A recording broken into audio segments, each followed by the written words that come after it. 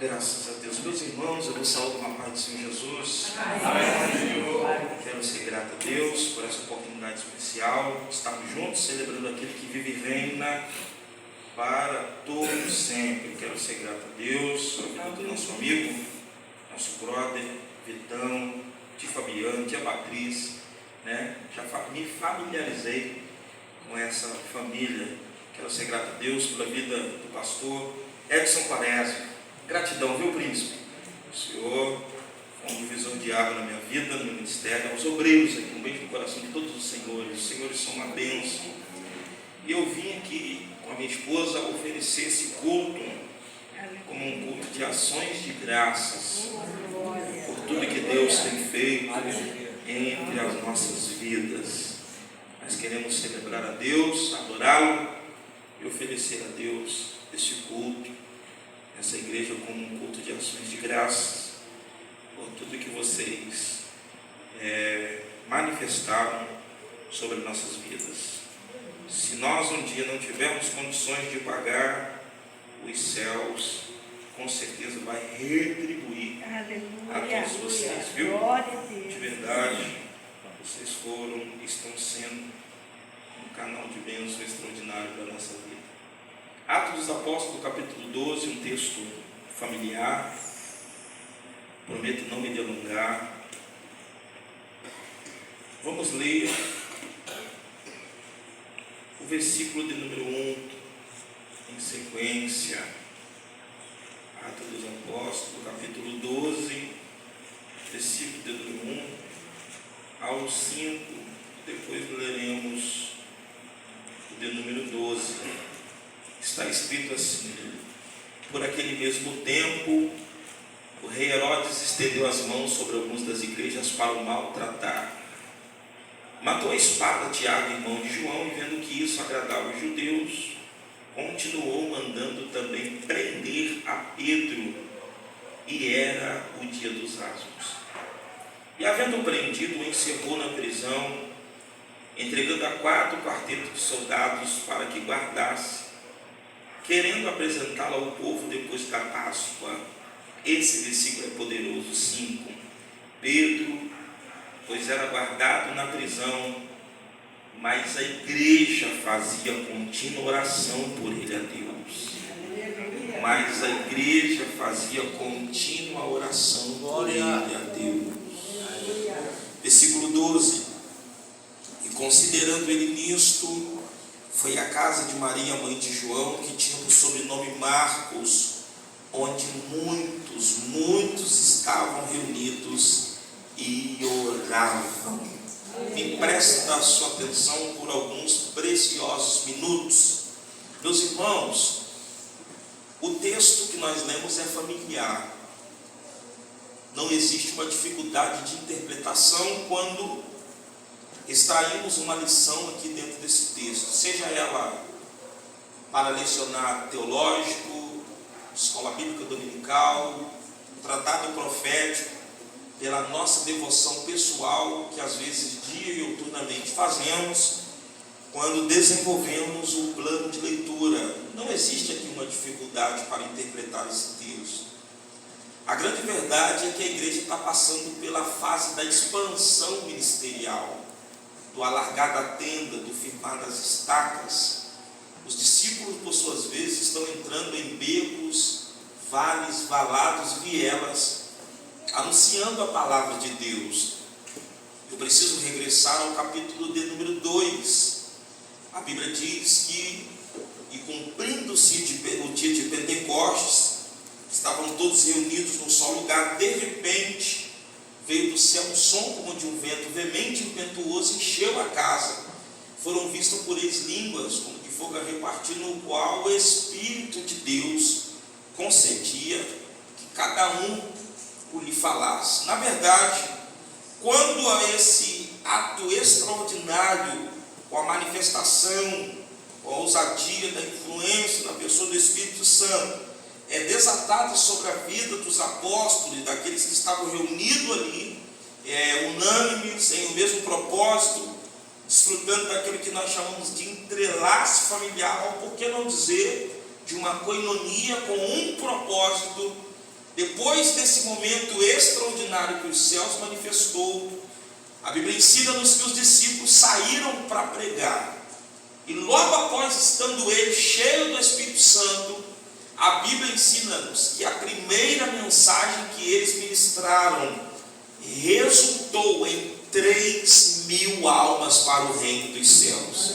Então a gente consegue entender que logo após, estando eles cheios, 3.000 almas, foi muito poderoso isso, 3.000 almas saiu da porta do inferno para poder povoar o céu de glória. E os discípulos começam a pregar mais fervorosos, com mais graça, mais unção, mais paixão e fervor no Espírito. E quando isso está acontecendo, do capítulo do livro de Atos, do capítulo 3 para o 4, a Bíblia ensina-nos que os discípulos pregaram a segunda mensagem. E a segunda mensagem, eles conseguiram ganhar 4.500 almas para o reino dos céus. Na somatória de duas ministrações que eles liberaram, nós entendemos então que eles conseguiram ganhar quase 8.000 almas para povoar o céu de glória. Quando a igreja está passando por esses processos de expansão, do alargar da tenda, do fluir da palavra, e a Bíblia diz que multidão e multidões seguiam os discípulos, pessoas de várias religiões, pessoas de diversas culturas, começaram a seguir para ver o que estava acontecendo com eles, de maneira tal que um homem chamado Herodes, qual é o nome do homem? Herodes ficou enraivecido, enfurecido. Lógico que Herodes aqui é um escravo, um instrumento do diabo, um servo do capeta. Nós entendemos que servo por servo, até o diabo é servo de Deus. Como de Javã? Isso aí. O diabo é um servo de Deus, de injustiça, para que a justiça de Deus seja manifestada. E quando isso está acontecendo, nós conseguimos detectar que o diabo usou de um instrumento chamado Herodes. Herodes aqui não é um nome específico de uma pessoa. Herodes aqui é uma representativa arcaica de Nero, de César, de Faraó, de Domiciano, de Vespasiano, de Antíoco Epifânio, Antíoco II Teos, primeiro Teos, dos Césares da vida. Todos esses homens foram declarados rivais do povo que adorava a Deus e que professava o nome do Senhor como Salvador da tua alma. Esses homens, ó, citados, mas alguns que poderíamos aqui falar ao longo do tempo, eram pessoas que eram antagônicas às promessas de Deus. O que é ser antagônico de Javã? Eram pessoas que faziam de tudo para que o plano, o propósito e as promessas de Deus não se cumprisse, não desenvolvesse na vida da humanidade. Quando Herodes percebeu que ele está perdendo seguidores, porque os discípulos estão pregando com muita graça, paixão e fervor no Espírito, o que o Herodes faz? Começa a perseguir, começa a matar o povo que adorava a Deus, que professava a fé em Deus. Esse Herodes aqui era tão cruel, rapidinho para nível de conhecimento, ou para lembrar vocês, porque acredito que vocês sabem. Esse Herodes aqui era tão cruel que ele tinha uma esposa que se chamava Mariane. A história diz que ele matou a tua esposa, matou seus filhos e filhas, para que depois que ele morresse, ninguém assentava na cadeira para reinar depois dele. É do tipo assim: depois de mim, ninguém governa, ninguém rege, ninguém edita normas. Esse Herodes aqui era tão cruel que no Antigo Oriente não tinha o desenvolvimento da tecnologia conforme nós temos hoje no século XXI, que era a luz elétrica. E quando a noite ganhava a sua existência, ganhava a sua proporção de escuridão, como clareava uma casa, ou como clareava um pomar, uma chácara, uma fazenda, um sítio, como você queira, que existia no Antigo Oriente? Através de tocha, candeeiro, lamparina, candelabro. passava-se cera de um líquido tanto quanto inflamado e atirava fogo. Esse Herodes era tão cruel que quando o diabo usava ele pegava criança, independente da idade, adolescente, jovem, ancião, se adorava a Deus, professava a fé em Deus, ele ficava endemoniado. Quando ele não matava com seus próprios punhos, ele dava ordem para os seus servos decapitar, cortar pescoço, cortar braço, cortar perna, e pendurava estaca, nos nossos dias chamado como poste, madeira, de metros e metros, passava a cera de um líquido tanto quanto inflamado. Uns já haviam morrido, outros ficavam agonizando, e ele gritava com um sorriso endemoniado, dizendo para aqueles que estavam vivos ainda agonizando: grita, clama, adora esse Deus, ora, para ver se eles tiram vocês daí. Esse Herodes era tão cruel, esse Herodes era um homem literalmente possesso por legiões de demônios. Esse Herodes também, ele dá ordem para que prender os discípulos. Ele deu ordem e prendeu quem? Pegou e assassinou Tiago. Qual o nome do homem que ele matou? Tiago. E quem era Tiago? Discípulo de Jesus, que ceava com o mestre, que adorava a ele, que glorificava a Jesus. Foi morto pela espada, pela sagacidade cruel de Herodes. Então o que nos chama a atenção aqui é o fato de nós adorarmos a Deus, servi-lo, glorificá-lo, não vai nos deixar isentos das provações e das dificuldades. Quando esse homem chamado Tiago foi morto, os judeus aplaudiram a iniciativa de Herodes e começaram a parabenizá-los, dar glória humana para ele, do tipo assim: parabéns, tu matou um desses que pula, se fosse nos nossos dias, que roda, que sapateia, que fala essas línguas, que profetiza. Quando Herodes percebeu que o grupo elevado da massa humana estava apoiando ele, a soberba, a prepotência esvaiu do recanto da tua alma, e ele disse: eu vou acabar com todos. E quem que ele pegou agora? Pegou a pessoa de Pedro. Pode soltar, Jean. E eu tenho para mim que Pedro era o pastor da igreja primitiva.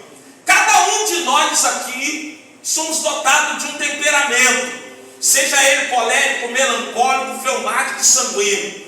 Dentre os 4 temperamentos que horas eu lhes acabei de falar, colérico, melancólico, fleumático e sanguíneo, o que destaca mais é o sanguíneo. O sanguíneo é impulsivo, levado pelo calor, pelo afã da emoção. O sanguíneo também, por contrapartida, ele não leva desaforo para casa. É por isso que nós conseguimos ler nas histórias, nas biografias, nos relatos em que a Bíblia faz questão de evidenciar as oscilações de Pedro, os prós, os contras de Pedro. Pedro negando Jesus, Pedro dizendo que amava, Pedro tirando da espada, cortando a orelha de Malco, Pedro andando por cima das águas, Pedro negando Jesus na beirada da fogueira. Pedro era de um temperamento caloroso, explosivo, o tipo de homem que se pisasse no pé dele, ele ia pisar com o outro, se batesse, ele ia bater. Era o tipo de pessoas que Pedro é o tipo de pessoas que não levava desaforo para casa, ainda que ele arrependia depois, mas o que ele tinha para fazer agora, ele realizava agora. Então Pedro, nessa partida, ele acaba tendo o carinho do povo, porque Pedro, todo sanguíneo, sabe que não gosta de falar mal de quem não está presente, não dando à pessoa que não está presente motivos ou razões para se defender. O sanguíneo, ele tem essa vantagem de defender, de fluir nesse propósito de pensamento. Quando isso está acontecendo, pegaram uma pessoa de Pedro. E se eu tivesse cabelo na cabeça, ia ficar arrepiado agora, porque se a ideia de Herodes era matá-lo, por que, Leandrão, colocou Pedro na prisão? Isso me chama atenção.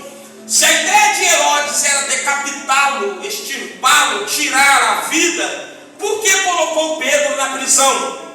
O texto me dá 2 informações. Primeiro, o ambiente é ambiente judaico. Estava acontecendo 2 festas. a festa dos pães asmos e a festa da Páscoa. Todo judeu, seja ele ortodoxo, xiita, xinita, ultra-ortodoxo, participa minuciosamente dessas festas, com detalhes e riqueza. Eles não perdem uma dessas festas. Então a gente precisa entender, ainda que não esteja no nosso contato visual, mas pela festa que tem, que Israel, o povo está lotado, o povo está com a massa elevada, rodeando Jerusalém. Jerusalém está cheia de pessoas, cercado por muitas e muitas pessoas para celebrar. Eu penso, não é uma revelação, eu penso que a ideia que Herodes teve era essa: se a gente matar Pedro agora, vai inflamar tudo aqui, o povo vai querer saber por que matamos, qual o propósito que Pedro quebrou, qual o erro que ele cometeu, qual o princípio que ele burlou, para que nós então o matasse. Então Herodes tem a ideia, colocou Pedro na prisão. Na onde? Na prisão. Colocou Pedro na prisão. Esse cárcere aqui é cognominado, é conhecido como prisão de Antônia, ou de Antonieta, como você queira. Era um cárcere máximo que não dava direito ao prisioneiro possibilidade de locomoção na tentativa de ser um fugitivo. Olha o texto que diz, não sou eu, colocaram Pedro sobre 4 quartetos de soldados fortemente armados. Cada uma das portas, do lado da esquerda, da direita, tinha 2 soldados armados, fortemente armados, munidos de armadura, tanto quanto de defesa, de ataque, e que não dava direito nenhum para o prisioneiro tentar fuga. Quando colocaram Pedro lá na prisão, Herodes disse assim: vamos colocar Pedro na prisão, vamos para a festa e vamos apresentá-lo ao povo depois da Páscoa. Então o martelo, o decreto de Herodes foi lançado: Pedro vai anoitecer aí, mas na manhã seguinte, depois da Páscoa, vamos matá-lo. Aí reúne um povo, não sei se de 5, de 10, de 20, de 30, de 50, povo chapadão da glória. Chegaram e disseram: o homem que matou o irmão Tiago colocou o pastor Pedro na prisão e disse que vai apresentá-lo ao povo ao julgamento na manhã seguinte, depois da Páscoa, para matá-lo. Ou uma doida deve ter olhado e deve ter dito: a chave nós não temos, os soldados deles são nervosos, vamos fazer o seguinte, vamos usar a arma. Qual arma? Da oração. Oh, glória, aleluia. E foram para a casa da irmã Maria. Todo crente sabe qual é a casa que abre a porta para outros crentes orar. Assim como o fofoqueiro sabe qual é a casa que ora, sabe fazer fofoca, assim é o irmão que ora sabe qual é a casa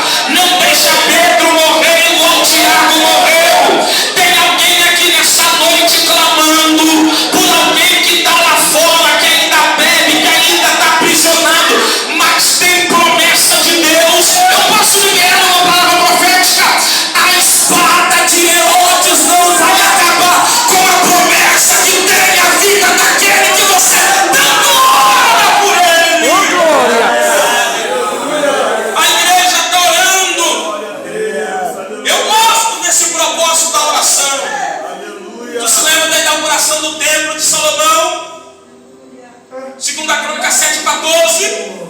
E tendo Salomão acabado de orar, o fogo desceu. Aleluia. Capítulo 14, Deus toma a boca de Salomão e grita. Capítulo 7, versículo 14: se o meu povo que se chama pelo meu nome se humilhar e orar, buscar a minha face e converter os teus maus caminhos. Olha Deus, irmã Priscila. Então diz Deus no lábio de Salomão: eu ouvirei do céu. Aleluia. Perdoarei os seus pecados e sararei a sua terra. Quando eu falo de oração, eu me lembro de Jonas, no capítulo 2, do ventre de um grande peixe. De Jonas: e quando eu orava do ventre do inferno, da profundeza do abismo, diz Deus, Vitor, Deus me ouviu e com as suas mãos fortes me arrancou de lá. O que dizer de Paulo e Silas na prisão? Um olhou para o outro e diz: a roupa está rasgada, as costas estão sangrando. O que você tem? Eu tenho louvor nos lábios. Enquanto eu louvo, você ora e clama, e Deus vai fazer milagre. E milagre aconteceu. O que dizer da oração de Elias no Monte Carmelo, pedindo Deus para descer fogo no altar, e Deus desceu. O que dizer da oração de Ana?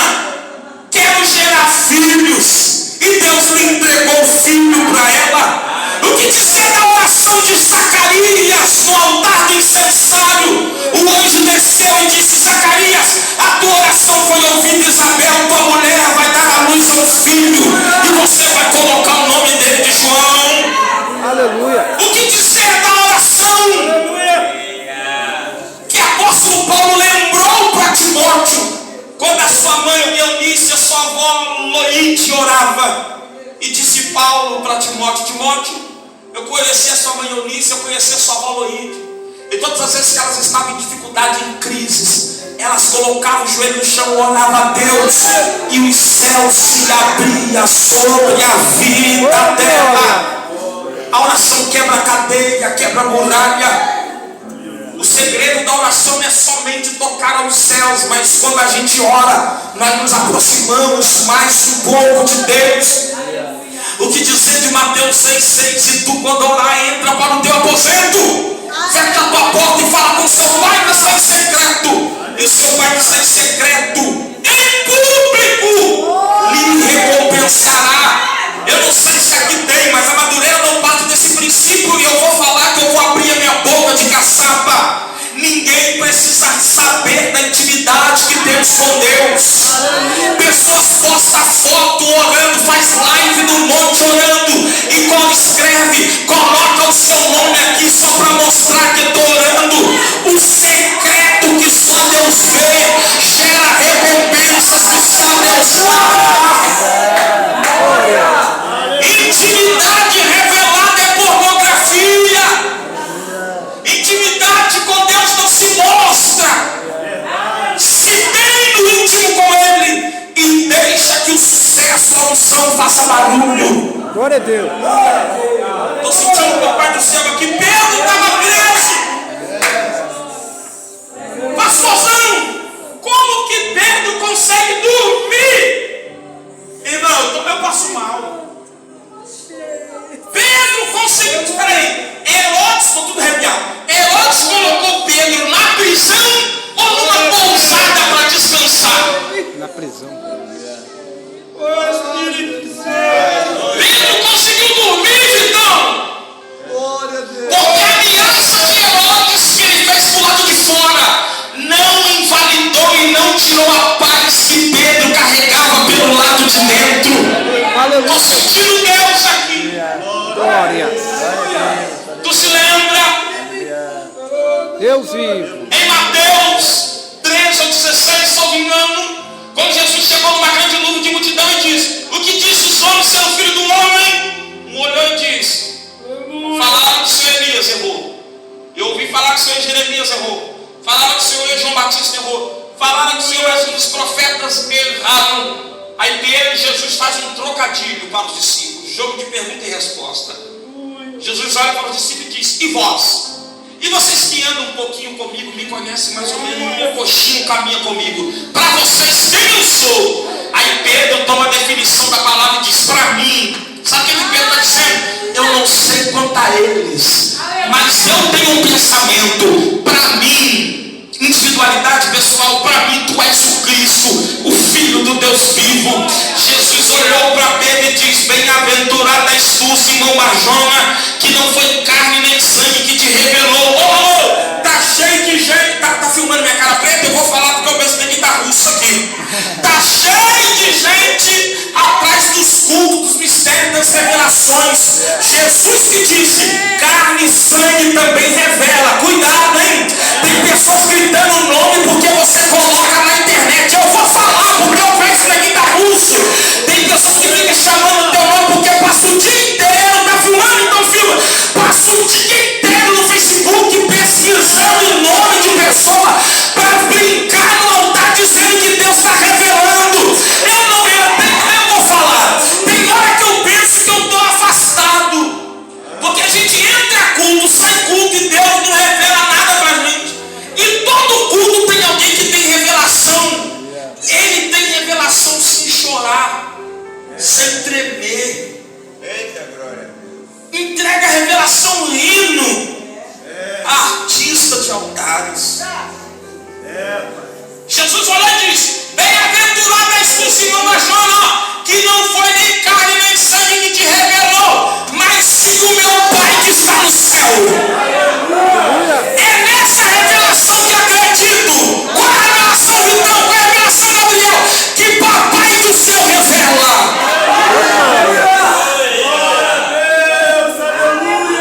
Que não foi carne nem sangue que te revelou, mas sim o meu Pai que está no céu. Ó, eu também te digo que tu és Pedro, mas sobre mim, disse Jesus, essa pedra edificarei a minha igreja. Irmãos, a igreja tem um dono. A igreja não é de apóstolo, não é de bispo, não é de pastor. A igreja é de Jesus Cristo. O dono dessa igreja trabalha por ela dia e noite. Se dependesse de mim, de você, essas portas já tinham fechado. As portas de toda a igreja já tinham fechado. Pode levantar político da esquerda, mas ninguém vai parar a igreja, porque a igreja tem um dono. E o dono dessa igreja se chama Jesus Cristo de Nazaré. Deus vivo. As portas do inferno não prevalecerão contra ela. Eu gosto disso aqui, tia Patrícia, pastor Edson, eu gosto disso aqui, quando Jesus olha e diz assim: ó, dar-te-ei. As, no plural, não é a chave. Dar-te-ei as chave do reino dos céus. Aí, aqui é demais. E tudo que ligar aqui será ligado no céu. Aleluia. É isso que acalmou Pedro. Quem sabe Pedro está lembrando na prisão de Naum 1,7. O Senhor é bom. É uma fortaleza no dia da angústia. E conhece o que nele confia. Quem sabe Pedro está lembrando de Romanos 8,18. Pois eu para mim tenho por certo que as aflições do tempo presente jamais será comparada com a glória que há de ser revelada em nós. Quando Pedro está fazendo isso em seu memorial, o sono começa a se apoderar de Pedro e Pedro dormindo. Gente, isso aqui é demais. Pedro dormindo. Herodes louco que a noite termina para amanhã chegar. E a igreja lá, ó, orando. Orando. Tem hora que Jesus coloca algumas situações difíceis só para a gente orar. É assim mesmo, Jesus. Tem hora que Jesus faz o coração acelerar, os problemas acontecer só para a gente orar. Desse jeito. Aleluia. Jesus sabe nos trazer para perto. Oh, glória. Tem hora que ele fecha algumas portas, ele permite que algumas cadeias são abertas, ele permite que covas, que algemas fiquem louco para nos trancar, só para a gente orar. É assim mesmo. Jesus está mandando dizer para alguém aqui, quando Ele fazer por intermédio do Espírito Santo alguém aqui perdeu o sono na madrugada, não é para você pegar e invadir a geladeira. Ele quer falar com você. Crente, quando perde o sono na calada da madrugada, existe um propósito. É os céus nos acordando para dialogar com Ele. Oh, glória! Oh, glória! Eu posso liberar uma palavra. Deus quer contar segredos. Estou tudo arrepiado. Deus quer contar segredos para alguém aqui na madrugada. Deus está dizendo: eu estou com saudade de você, rapaz. Eu estou com saudade de você, mulher, na calada da madrugada. Eu quero te contar segredos. Eu e você, eu quero te dar experiências. Eu quero lhe contar segredo. Deus está dizendo: eu estou com saudade da sua lágrima na calada da madrugada. Eu estou com saudade de ouvir a tua voz embargada no meio do choro, do sussurro, na calada da madrugada. Deus está gritando para me dizer: mulher, eu estou com saudade de ver você passando a mão na cabeça do teu esposo, na calada da madrugada à noite, protegendo ele na oração. Oh, glória! Deus está dizendo: eu não sei se é loucura, não sei. Deus está mandando dizer para alguém: antes que esse ano termine, eu vou chamar pessoas para fazer propósito comigo na madrugada. Eu quero que... Eita, Jesus está gritando aqui no meu ouvido. Eu quero quebrar cadeias do propósito da madrugada. Eu quero fechar covas do propósito da madrugada. Eu quero abrir porta no propósito da madrugada. Eu quero te dar experiências profundas no propósito da madrugada. Eu quero dar livramento no propósito da madrugada. Eu vou tocar na tua casa através do propósito da madrugada. Eu vou cumprir promessa no propósito da madrugada. Glória a Deus! Aleluia! A igreja está orando e Pedro dormindo.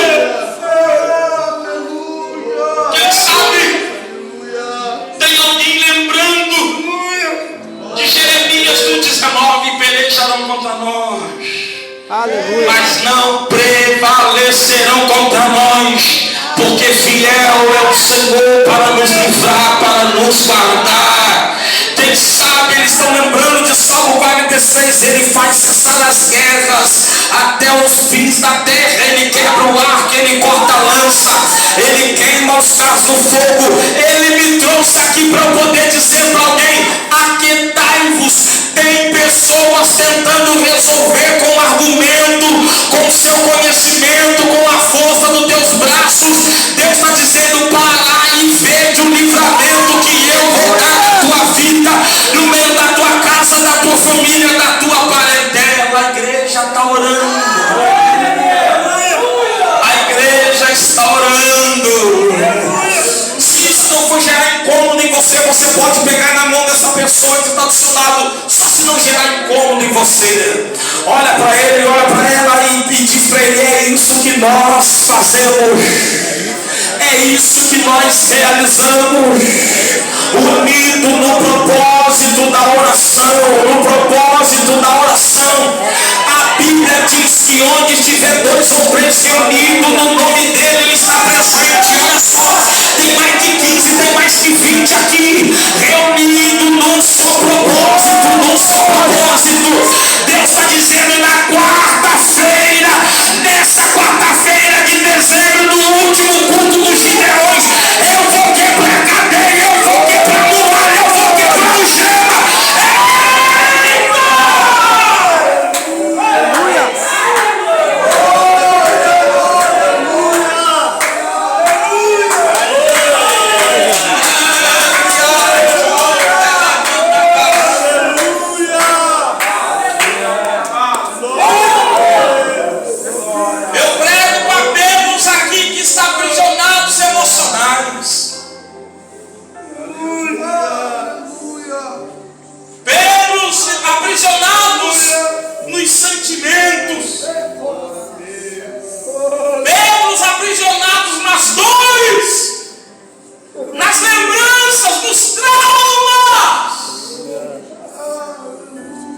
dizendo: eu vou mandar anjo aí.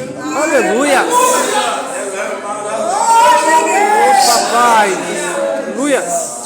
Deus, eu não sei qual é o endereço. O Papai do céu está dizendo: eu estou ministrando em Pedro, que está aprisionado com os medicamentos noturnos, que se não tomar não consegue dormir. Papai está dizendo: eu vou injetar uma vitamina espiritual em você. Eu vou jogar ansiedade por terra. Eu vou quebrar traumas dela. Eu vou fazer os seus batimentos cardíacos bater normal. Eu vou colocar a sua pressão controlada. Eu vou controlar a sua glicose. Eita Jesus!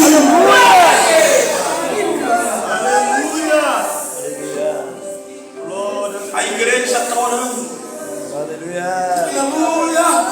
Aleluia! Glória a Jesus. Aleluia! Olha para mim, Jardim Guanabara, Deus sabe do carinho que nós passamos a ter por essa casa. Olha para mim.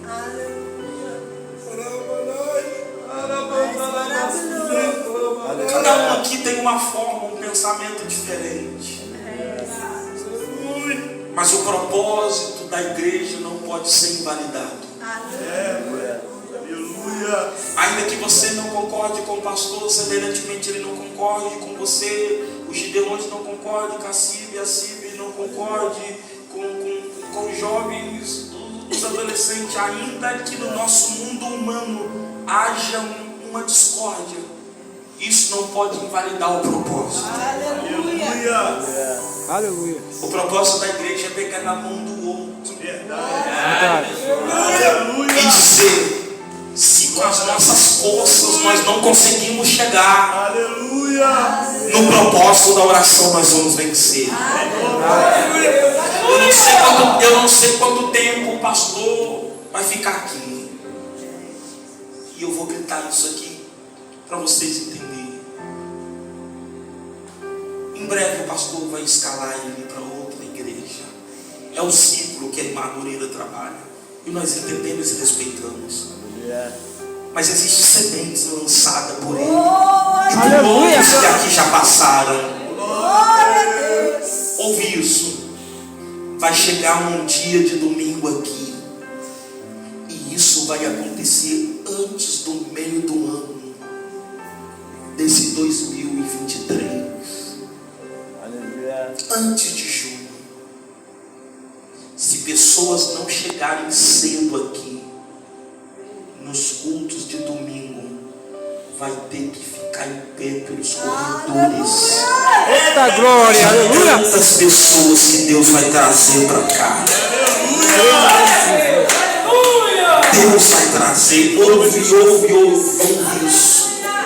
Eu não sei qual área, mas Jesus vai promover um milagre extraordinário aqui. Aleluia. Que vai provocar sede em pessoas que vêm aqui nessa congregação. Ouve isso.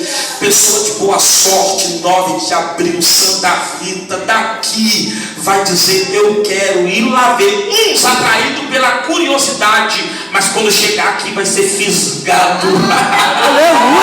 Vai ser tocado pela rede do Todo-Poderoso. Porque Deus usa essas estratégias. Eu estou falando aqui, é loucura, eu não sei. Eu estou pregando aqui que Deus me mata se eu estiver brincando. Eu estou olhando para os bancos vazios e eu não vejo o banco vazio. Eu estou vendo o pai, eu estou vendo mãe, eu estou vendo sobrinho, eu estou vendo parente sentado ali. Jesus está mandando eu dizer para alguém que Ageu 2:9 vai se cumprir aqui nessa casa. A glória da segunda casa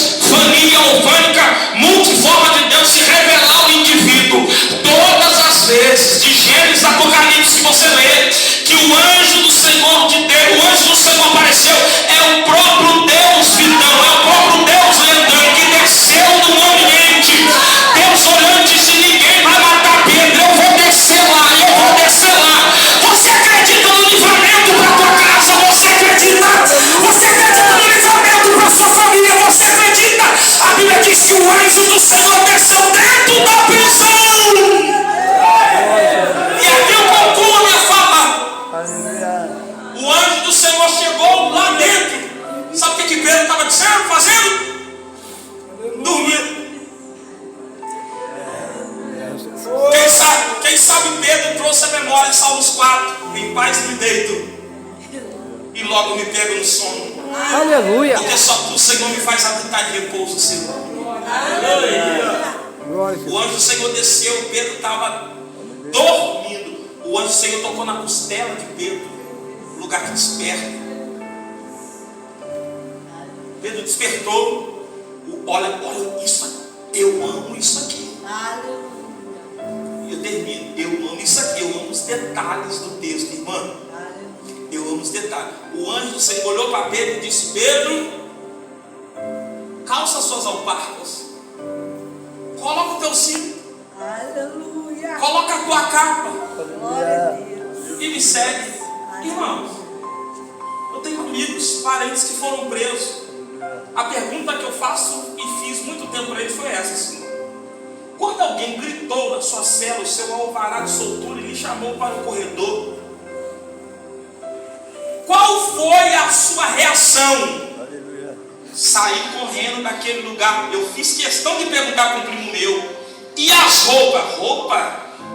A gente deixa tudo para lá, para os amigos que ficam lá. A gente sai cá do corpo, porque aqui fora a gente conquista. Irmãos, olha o detalhe do texto. O anjo fez questão de devolver para Pedro tudo no mesmo ambiente que tiraram. Aleluia. Não, gente. Herodes tirou a sandália de Pedro na prisão. Tirou o cinto de Pedro, a autoridade na prisão. Tirou a capa na prisão. Olha para mim. Patrícia, tia, tu já tentou sair do bairro da igreja, não dá. Verdade, Jesus. Já tentou fugir de compromisso, mas não dá. Aleluia. Glória a Jesus. Djalma já tentou mudar de Volta Redonda, sumir daqui, mas não dá. Quando você tentou vender a sua casa, alguém estava pronto para assinar a caneta e fazer a transferência, te entregar o dinheiro. Deus gritou no ouvido: não compra! Meu Deus. Não faz sentido ser humilhado aqui e querer exaltação lá em São Paulo, lá no centro do Rio de Janeiro. Ninguém te viu chorar, sofrer lá. Isaías 61:7: o Senhor teu Deus na terra, no lugar da tua vergonha, te exaltará com dupla honra. Aleluia. Jesus está dizendo para me falar para alguém aqui: eu vou fazer o seu testemunho fluir no lugar da dor, da humilhação. Está preparado para assistir Deus restituir você, tua casa, teu ministério no lugar da humilhação? Eu não sei para quem é, eu não sei para quem é. Jesus está dizendo: eu sei quem tirou, eu sei quem arrancou, mas eu conheço quem devolve. Devolve para ele, devolve! Aleluia. Glória a Deus. Deus faz questão de devolver exatamente no mesmo lugar. Eu gostaria que a minha esposa ficasse de pé. Mas nessa moça aí que está do seu lado, de cabelo black, com respeito, tá, amiga? Isso. Irmã Priscila, vai lá do outro lado lá também. Por favor. Isso. Coloca a mão nas costas dela e no coração dela as dúvidas.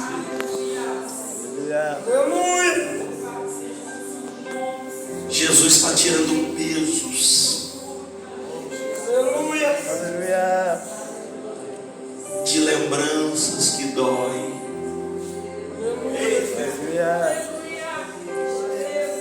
Jesus está dizendo: eu estou apaziguando a tempestade interior.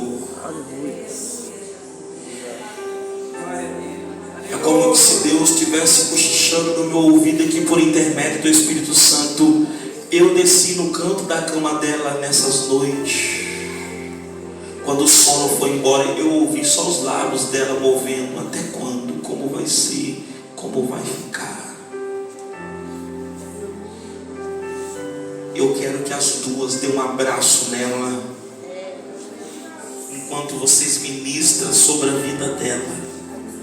Cadeias quebram, Aleluia. Algemas quebram. Oh, glória. Com licença, o pastor Edson. Fica de pé, igreja.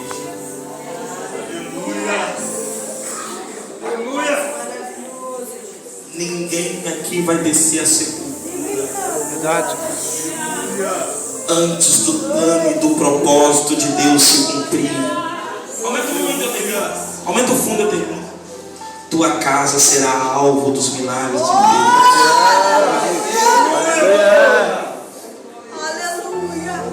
O anjo do Senhor desceu dentro da prisão